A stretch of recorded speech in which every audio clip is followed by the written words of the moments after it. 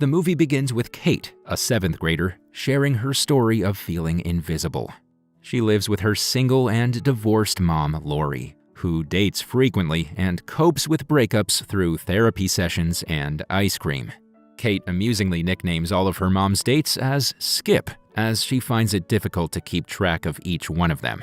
The scene then shifts to Kate's new school in Portland, Oregon, where she notices John Tucker, the basketball team's popular and handsome captain. She describes him as a mix of an Abercrombie model and a Greek god, and mentions that all the girls in the school admire him. The next day, Kate starts working as a waitress at a restaurant and sees John waiting at a table. She then nervously approaches him to take his order, but fumbles, affected by his charm, and goes away.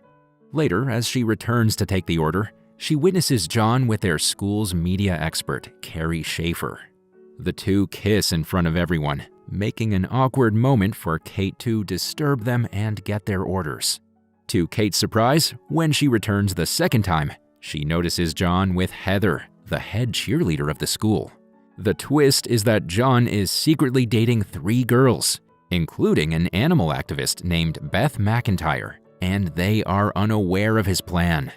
At this moment, Kate talks to one of her colleagues and learns that the 3 girls are from different cliques and do not belong to the same social circle. He is confident that the girls will never get along and find out his truth. Kate also gets to know that John tells each of them that his father doesn't allow him to date during basketball season, forcing them to keep their relationship a secret. One fateful day, an unexpected opportunity arises when John Tucker flashes a smile at Coach Claypool, leading her to faint due to acute angina. This incident has significant consequences, as Claypool gets admitted to the hospital and all gym classes are merged into one. A new coach is appointed, and she takes charge of the students. During a ball game, Beth, Carrie, Heather, and Kate find themselves on the same team. The tension escalates when Heather overhears Carrie claiming to be dating John with another girl. In response, she gets enraged and smacks Carrie in the face with the ball, triggering a physical altercation. Beth initially tries to mediate, but she eventually joins in when she hears about John. Discovering that they're all romantically involved with John, Kate and the new coach face the intense anger of the 3 girls. A chaotic scene unfolds with slaps, punches, and ball smacking. In the midst of the turmoil, Kate intervenes, urging the girls to direct their frustration toward John, the true culprit in this love betrayal. Sadly, the consequences of the unnecessary brawl land the 4 girls in detention by the new coach. In an unexpected turn, Scott, the only person in school who recognizes Kate, crosses paths with her during detention. He talks to her, and the interaction reveals Scott to be John's brother. Once Scott leaves, the 4 girls are left alone in detention, leading to a candid conversation about the girls' feelings.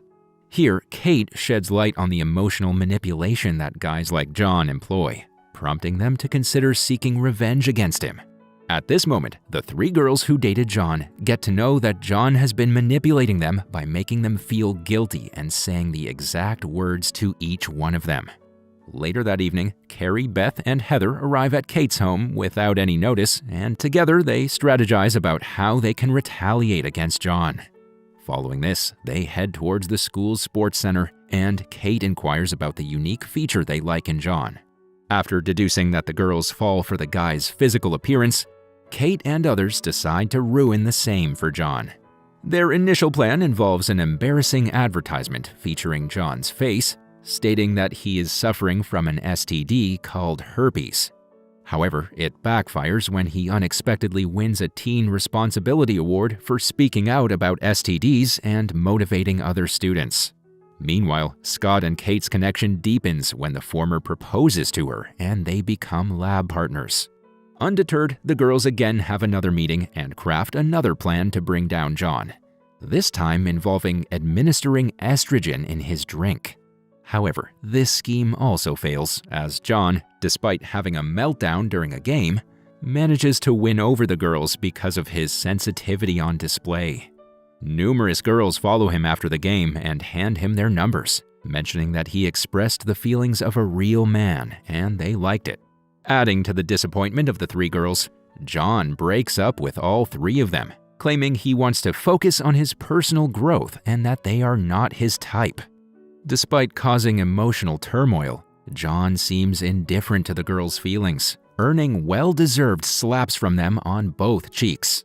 Following this, the three girls, feeling down, gather at Kate's house and come up with a plan to break John's heart in return. They want him to feel exactly what they're feeling at the moment.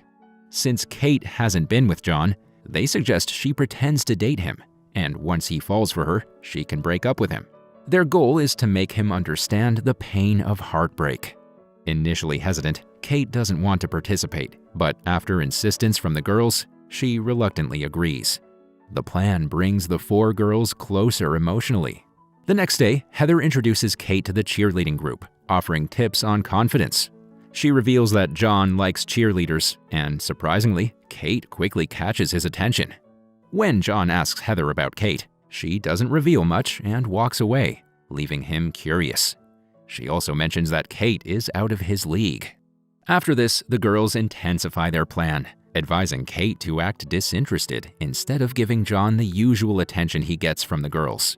Surprisingly, the strategy works. As Kate refuses John to join him for dinner, it leaves the latter puzzled by a girl turning him down for the first time. He then goes all out to impress Kate, sending her flowers and announcing his number on the school's loudspeaker. Meanwhile, Terry records Kate's progress with John on her video camera about how he felt bad when Kate refused his proposal for dinner. On the other hand, Scott secretly starts harboring feelings for Kate, but struggles to confess in front of her. Next, we see John waiting for Kate outside her class, and yet again faces another rejection when our girl mentions that she is not interested in him. Following this, without wasting any time, John approaches Scott and asks him about Kate, since they're lab partners. However, Scott does not reveal much and only mentions that Kate is old school and he is not her type. The next day, Scott tells Kate about John's inquiry, but keeps it vague. Our girl even teases him for being a spy for his brother, and Scott replies that he is the best spy. Just then, Kate drops some of her items and Scott helps her pick them up. They share a moment when they gaze into each other's eyes, but both of them feel awkward and quickly depart. The scene then shifts to an important basketball game, where Kate is cheering the team from the sidelines. In the middle of the game, John dribbles near her and asks her on a date. Initially, Kate refuses, but when John states that he will only score if she says yes, she is compelled to accept his proposal. Then, John scores the winning point for his team, and everybody in the audience cheers for him. At Kate's home, the girls prepare Kate for the date with John. They even manage to fit a small camera on Kate's innerwear, trying to get every detail of her conversation with John. Later in the evening, Kate arrives at the beach location for the date, and everyone greets her as she walks with John. Scott grows jealous seeing Kate get closer to his brother. The three girls listen to Kate and John's conversation and start feeling nervous, as they realize that John is going all guns blazing at Kate. After the date, John offers to drop Kate off at home, and at this moment, our girl kisses John. Ruining their moment, the duo gets wet from sprinklers, and Kate starts getting electrical shocks from the camera that the girls had planted before. She then immediately rushes inside the house, leaving John alone, and throws away the camera. Knowing about their plan against John, Lori advises Kate not to pretend to like a guy because she's worried her daughter might end up heartbroken. However, Kate dismisses her mother's advice, saying that she doesn't need guidance, and even criticizes her past relationships. In the following scene, John is all set to impress Kate and takes her on a romantic boat evening. The two really enjoy their night, and the next day, Beth notices that Kate has developed feelings for John. Together, the girls convince Kate that John had them under his spell as well, and suggest she be aware. To prove John's lack of seriousness in the relationship with Kate, Carrie records him boasting in the boys' locker room about how easily he got his way with Kate, and his plan to bang her at night. Next, Kate meets Scott in the chemistry lab, expecting him to be her partner again, but to her dismay, he turns her down and pairs up with another guy, Alex. This makes Kate feel a bit sad, and she walks home alone. The scene then shifts to a hotel where the basketball team is celebrating their semi-final win. Here, Kate feels unsure about continuing their plan against John. But when Carrie shows her the video she recorded in the locker room, Kate gets enraged. Seeing John making fun of her, she becomes determined to teach him a lesson. She then wears a lingerie set, following the girl's advice, and invites John to her hotel room. Sadly, John ends up in Coach Williams' room, wearing weird underwear as requested by Kate. The coach gets really mad at John's behavior and scolds him in front of everyone. This all happened because Kate gave him the wrong room number, but John is unaware of it. The next day, John walks into the basketball court still wearing women's underpants, claiming it helps with performance. He mentions that they allow more air to pass, and it's easy to perform different moves with ease. John convinces other players to join, and they all wear women's underpants for practice. Later, when John talks to Kate, he says he's serious about her. Kate reveals she knows what he said about her in the locker room, but John dismisses it as a joke. To convince her, he gives her his watch and announces to everyone that she's his girlfriend.